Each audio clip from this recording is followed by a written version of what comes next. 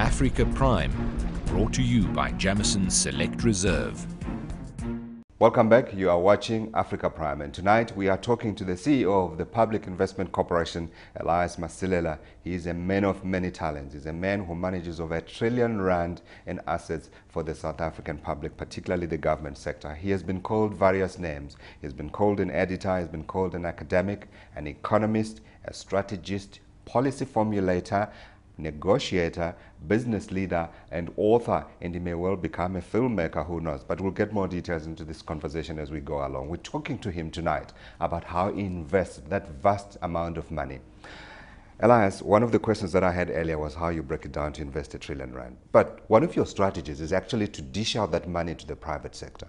How do you decide who gets what percentage, and where do you also then tell them where they invest that money? It's a combination of factors. Firstly, the mandate stipulates how much we can dish out and how much we can invest within the PIC.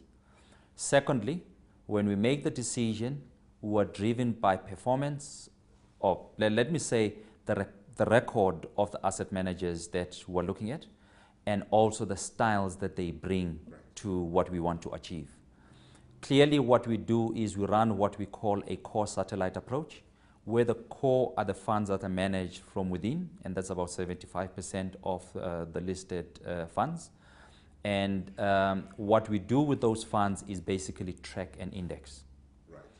And what we then give out to asset managers is for them to perform above the index, which is what is called alpha. That's the 25% of the listed space. That's right. And put those together, they should give us an output or an outcome that is above market performance. How often do you review those mandates? It happens on a periodic basis, average three years on average. And what we also do is we demarcate the asset managers from what we call emerging managers on the one side and established or large managers on the other. Where the developed managers, we identify up and coming managers whom we can assist to grow or develop to become competitors in the industry and compete with the larger ones and the best in the market. Yeah. When is the next review? The next review should be in about a year's time. You raise an issue around trying to grow young fund managers who are out there who want to make a name for themselves. But one of your bigger mandates is also, or has been in the past, the issue of transformation. Getting companies to increase the number of black managers that they have on their boards and increasing black representation, etc., etc. How far have you gone in realizing that mandate? We've gone quite some way down in that process, and over and above just engaging with the investee companies, we've developed a scientific tool which is going to enable us to deal with them in an objective fashion. Sure. We have what we call a sustainability matrix, which we apply on all the investee companies. And the matrix then generates results for us which give us an indication of whether a company is performing or not. And what we've done as a result, we've applied this for the first time towards the end of last year and early this year. And what we have done is we've taken the bottom 20% of the investee companies, and we're going to use those as our agenda for engaging with them for the next 3 years. Because of the number of companies that we invest in, we're unlikely to deal with all of them in any 1 year. Sure. Therefore, we're going to have a 3-year rolling cycle. But what we found in this exercise is that there are 3 or 4 areas of sustainability or of empowerment, if you want, which are consistently a problem across companies, large or small, listed and unlisted. One of them is employment equity. The other is representativity on the boards. Third is procurement. And if you look at all these 3, they are very critical to change the way in which South Africa operates and the way in which participation takes place in the real economy of South Africa. I would argue that you left out the 4th one at the CEO level. Which one is that? In terms of CEOs who are black who are running companies on the JSE? They are covered in employment equity, and they are also covered in terms of board representativity, right? But the one that I deliberately left out is one that encompasses all these three and is very critical. Depending on how we decide on people to be decision makers in large enterprises, or the way in which we decide on individuals that are going to go and set up sustainable and dynamic new businesses, the level of skill is very important. And that becomes my fourth variable in looking at how the companies that we invest in are influencing the changes in those variables. What has happened, unfortunately, is that over the past few years, since empowerment has been a point of consideration in South Africa, unfortunately, the financial media, like yourselves, has overplayed the concept of ownership or shareholding to the detriment of the other pillars of empowerment. And in my view, ownership cannot be considered in isolation of the other pillars. Right. Now, in terms of the findings that you got when you did your metrics, how far, where do we stand?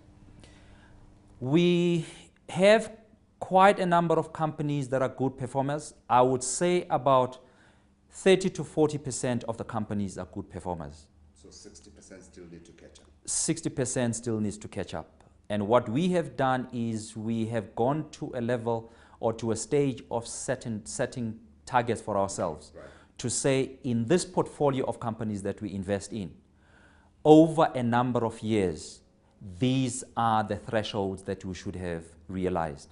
And we use those thresholds that we've set for ourselves to impose on the companies that we operate or we invest in. You strike me very much as taking a non-confrontational approach, choosing the scientific route instead of going to the AGM and saying, hello, I raised this issue last year that you need to have more black members on your board. And here I am back a year later, nothing has changed. Is that the best approach in this environment? It's a combination of the two. What we have decided consciously is that we will pursue what we call the moral suasive approach, engaging with these enterprises behind closed doors, understanding what we want to get out of them, and understanding our long-term outlook. Sure. We have recently changed our outlook from 3 years to 10 years. So that is the outlook that we would like to give enterprises so that they can have a long-term view on the South African economy and also on their operations.